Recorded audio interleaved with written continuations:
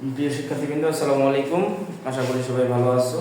আজকে শতকরার একটি খুব গুরুত্বপূর্ণ অঙ্ক নিয়ে এসেছি, যেটা প্রাথমিক সহকারী শিক্ষক পরীক্ষায় 2013 সালে এসেছে। আপনারা যারা চাকরি প্রত্যাশী, এই অঙ্কগুলোতে আপনাদের সমস্যা থাকে, তাদের জন্য কিভাবে খুব সহজে অল্প সময়ের মধ্যে অঙ্কটি করা যায়, আমরা সেই টেকনিকটাই আজকে দেখব। তো শুরুতেই অঙ্কটাকে বিস্তারিত আপনারা সবাই পারেন, এই অঙ্কগুলো সচরাচর সবাই পারে, কিন্তু পরীক্ষার হলে অল্প সময়ের মধ্যে কিভাবে করা যেতে পারে সেই বিষয়টি আমরা দেখব। তাহলে প্রথমে আমরা ডিটেইলস যদি একটু চিন্তা করি, যে প্রশ্নটা দেওয়া আছে, কোনো পরীক্ষায় 85% শিক্ষার্থী ইংরেজিতে পাশ করেছে। তাহলে 85% শিক্ষার্থী ইংরেজিতে পাশ করেছে, এর মানে হচ্ছে 15% শিক্ষার্থী ফেল করেছে। ইংরেজিতে ফেলের মোট সংখ্যা 75 জন হলে পরীক্ষার্থীর সংখ্যা কত? আমাকে পরীক্ষার্থীর সংখ্যা বের করতে বলছে, সেটা মনে রাখতে হবে।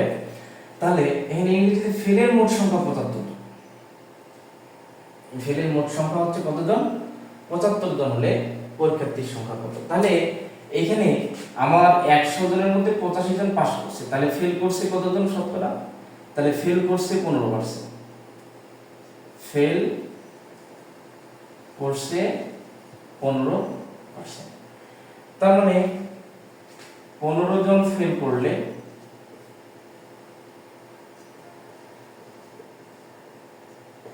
শিক্ষার্থীর সংখ্যা কত?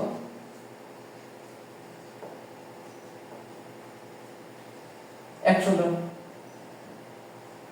তাহলে একজন ফেল করলে শিক্ষার্থীর সংখ্যা কমে যাবে, তাহলে 15 এর 100 জন। তাহলে ফেল করেছে কতজন? 75 জন।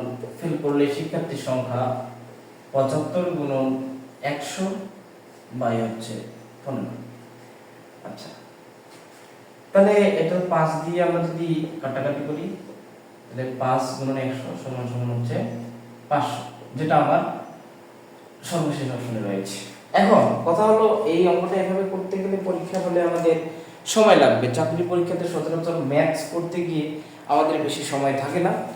সেক্ষেত্রে অঙ্কটি কত অল্প সময়ে করা যেতে পারে সেটা আমরা একটু ভিন্নভাবে চিন্তা করব। কিভাবে চিন্তা করা যেতে পারে? যে 15%-এ এখানে কতজন? 15% হয়ে কিন্তু 75 জন হয়েছে। তাহলে আমি কিন্তু লিখতে পারি যে 15% সমান সমান হচ্ছে 75, মানে 15%ই 75, 15%ই কিন্তু হচ্ছে 75। তাহলে এখানে 15টা 75টা হচ্ছে 15 এর কত গুণ? 5 গুণ। তার মানে আমি এটাকে যদি মোট শিক্ষার্থীর সংখ্যা 100% বের করতে চাই, তাহলে এটাও কিন্তু 15 5 গুণ 75, তার মানে 100 এর 5 গুণ